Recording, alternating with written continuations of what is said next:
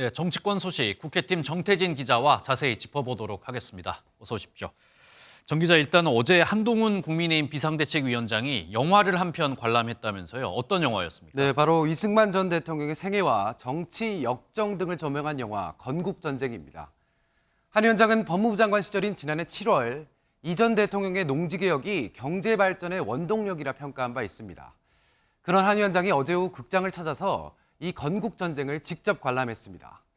한 위원장은 지금까지 이 전 대통령의 공과를 감안할 때 폄훼하는 쪽에 포커스가 맞춰져 있었던 것 아닌가 생각한다며 한미 상호방위 조약으로 우리나라가 지금 이렇게 안전한 것이고 농지개혁으로 만석군의 나라를 기업가의 나라로 바꾼 것은 대단한 업적이라고 말했습니다.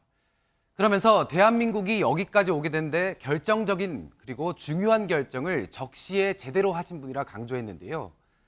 여권에선 이 전 대통령을 독립과 건국을 위해 애쓴 자유민주주의 수호자로 재평가하는 흐름이 4.10 총선에서 여권 지지로 이어질 것이라는 기대가 반영됐기 때문이라는 해석 나오고 있습니다. 네, 그런데 영화만 봤을 것 같지는 않습니다. 다른 발언은 없었습니까? 네, 그렇습니다. 앞서 리포트에서 보신 것처럼 홍익표 민주당 원내대표는 국민의힘이 주장하는 86 청산론은 독립운동가들을 폄하했던 친일파들의 논리라 했습니다. 이 한 위원장은 어느 독립운동가가 돈봉투를 돌리고 쌍욕을 하냐며 독립운동가를 모욕하는 표현, 운동권 특권 세력은 독립운동가들과 비교될 수 없는 대상이라고 반박했습니다.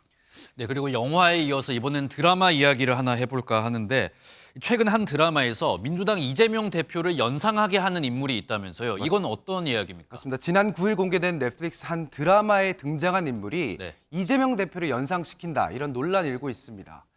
이 등장인물 바로 재력을 이용해서 각종 비리를 저지르는 형정국이란 캐릭터입니다. 논란이 시작된 건 백발의 머리를 뒤로 넘긴 헤어스타일과 검은 테 안경 그리고 죄수번호 4421번을 달고 교도소에서 초밥을 먹는 장면입니다. 이 대표 지지자들은 외모가 이 대표와 비슷하고 죄수번호는 대장동 개발사업 시행사가 챙긴 수익금 4,421억 원과 일치한다. 또 초밥은 김혜경 여사의 법인카드 불법 유용 의혹이 떠오른다고 주장하고 있습니다. 넷플릭스 측은 해당 내용은 사실무근이라며 특정 인물과 전혀 상관없다고 밝혔습니다. 네, 이번에는 조국 전 법무부 장관 이야기로 한번 넘어가 보겠습니다. 조 전 장관 오늘 부산에서 총선 관련해서 어떤 기자회견을 한다면서요. 네, 그렇습니다. 자세한 내용 전해주시죠. 신당 창당 뜻을 밝힌 조 전 장관은 오늘 오후 2시 부산 민주공원에서 보다 구체적인 총선 출마 관련 입장을 밝힐 예정입니다. 지난 8일 2심에서 징역 2년을 선고받은 조 전 장관, 만일 대법원에서도 형이 그대로 확정되면 피선거권을 잃지만 대법원의 최종 판단이 내려지기까지는 1, 2년도 걸릴 수 있는 상황입니다. 법조계에선 1, 2심 결론이 같은 경우에 대법원에서 번복되는 확률은 3% 미만이라는 이야기도 있는데요. 그럼에도 조 전 장관이 만일 이번 총선에 출마해서 당선된다면 판결 일정을 고려할 때 상당 기간 의정 활동을 이어갈 수는 있겠지만 살얼음판 행보는 계속되지 않을까 싶습니다. 네, 그리고 마지막으로 이준석 개혁신당 대표 이야기 한번 해보겠습니다.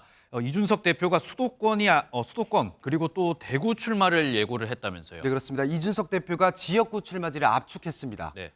수도권과 대구 중에 대여섯 곳을 추린 겁니다.